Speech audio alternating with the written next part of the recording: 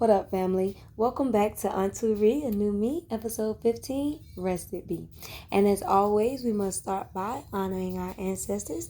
So today's quote comes from Maya Angelou, and it says, I come as one, but I stand as 10,000.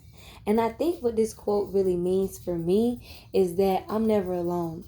Regardless of if it's my ancestors, God, the spirits, whatever, like even the people that I'm fighting with in the streets today, like I always have somebody behind me. And when I tell my story and I speak my truth, I make the way for others. So I think that's really what this quote means when she says, like, I stand as one, but I come as 10,000. And I hope you guys checked out the newsletter this week from Unlearn to Relearn.us. This week's poem was dedicated to Amiri Baraka, and it was called Somebody Blew Up America. And y'all, I've been listening to this poem every day because, I'm stressed. But outside of that, it's just amazing, like the drama that came behind that poem. You know what I'm saying? Like, I've been watching documentaries, and I watched one about him, and he was just like, it's wild that I never thought that I could write something that would get me arrested. And like, when you think about James Baldwin, how he had an FBI file, it's really so amazing, the power of words, like the power of the pen. And I just hope that one day I could move mountains the way that these guys move mountains, like, and Maya, like everybody that puts, words to paper and put it out for the people, like that means something. That means something. And another plug, I'm also publishing now. So if you got some words you want to share with the people, let me know, and I'll do my best to get them out there, y'all. How I'm feeling? I'm feeling rested. I'm feeling rested and energized. Like today, I helped my homegirl campaign, pass out some stuff at the booths. But other than that, I really just rested. Like as far as my self-care goes went, like I didn't drink too much water, and I didn't talk on the phone that much today. But I got everything else done because it's a part of my getting up and like getting going, right? How I get myself ready to shower and everything routine.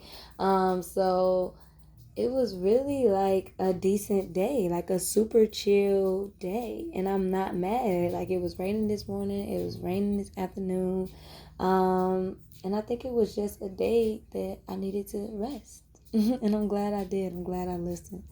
Um, as far as self-care questions go, the first question for today is, how do you feel about you and why?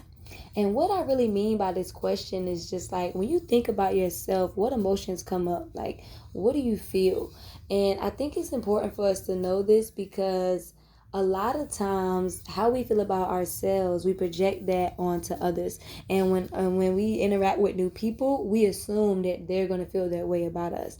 And I think that's so real because imposter syndrome, hello, walking into law school, like I used to be like, why are these motherfuckers looking at me like this? Like they staring, they getting on my nerves, they sending me bad vibes.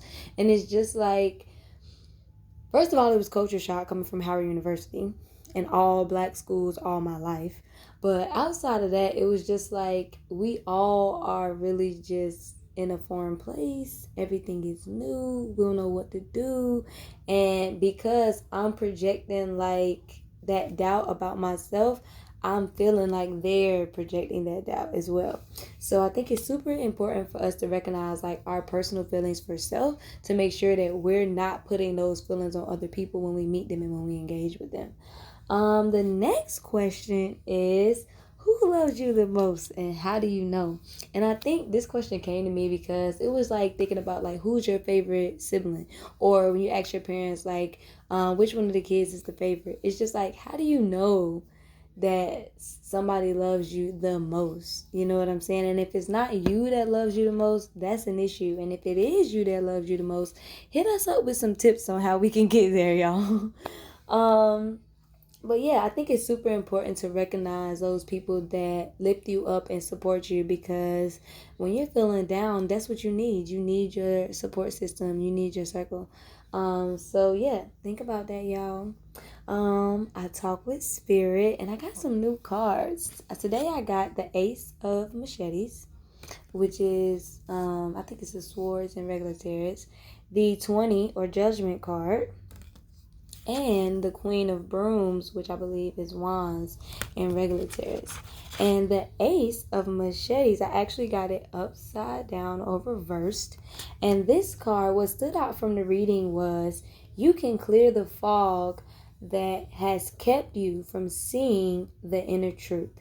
And I think that is so real, because the question that I asked today was, what do I need to hear today? Like, what do I need to, like, put into my head? Like, what do I need to know? You know, what message do I need to receive?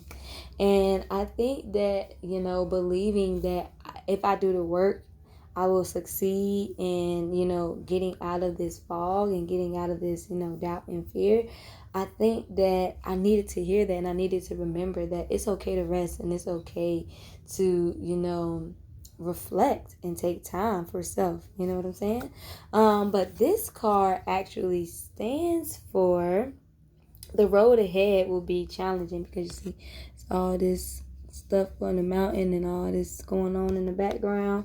So the road ahead will be challenging, and you'll need mental clarity to navigate the path, but you will see success, which is all the explosion, because it's a celebration.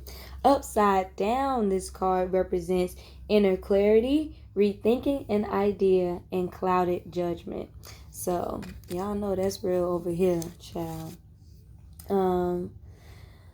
The next card was the 20 or Judgment card, which is a major arcana card. And I actually got this one also turned upside down. And the major arcana card represents the path to spiritual self-awareness, and it represents the different stages that you're going through. So right now I'm going through Judgment. I guess it's judgment of self. But what stood out to me from this card stands for redemption. And what stood out to me from the reading was, it's time to focus on what lasts. And this card, with all of, you know, the people and everybody looking up, represents the that there's going to be a lot of obstacles and in the impossibility of avoiding judgment. And when it's upside down or reversed, it represents self-doubt, an inner critic, and ignoring the call.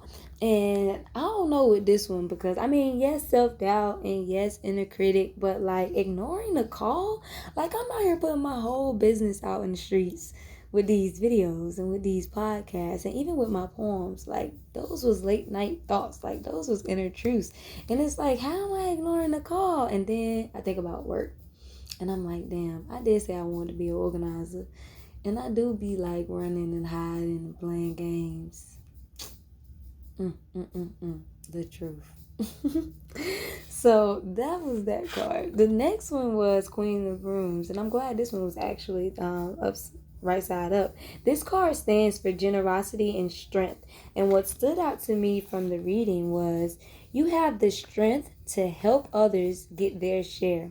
Enjoy it, ground yourself in it, and let the abundance in you and around you overflow. And I think that is so real, because it's just like, I love community and I love lifting others up, and I love collective work. And I think that collective healing is really the only way that we're going to survive anything that's thrown at us. And it's been shown over and over again. We see from history that the only way we getting through shit is together. So I think that was super dope, that it was saying that, you know, I have the power and I need to ground myself in my strength to help others. You know what I'm saying? I really appreciate that. And this card itself represents fire and strength, joy and satisfaction. And then the cat at the bottom, hold on, let me see. Yeah, the cat at the bottom means being in touch with the shadow self. So look at that. And you remember when I told y'all, like, it might mean like the past, present, and future? I think that this really is showing me that if I continue on the path and I continue to do the work, I'm going to be in touch with that inner child and that shadow self, and I'm going to be able to really make shit pop. So I'm looking forward to the future. I'm hopeful. My eyes is open and I'm ready. Today's poem is also in honor of Amiri Baraka, because I told y'all I've been watching the documentaries, man. That man was talking some good shit. But what he said was, you know how the Japanese have haikus? He said Negroes couldn't count the syllables, so he just made lokus, which is short poems. So, you know, but at the same time, here's a loku. Voices of the past. They do not whisper, they shout with urgency. We do not hear, listen. We ignore without courtesy. So yeah, that's Voices of the Past. And today's final quote is, learn to be happy with what you have while you strive for what you want. And that's by Jim Rohn. So let me know in the comments what made you happy today. Thank you guys for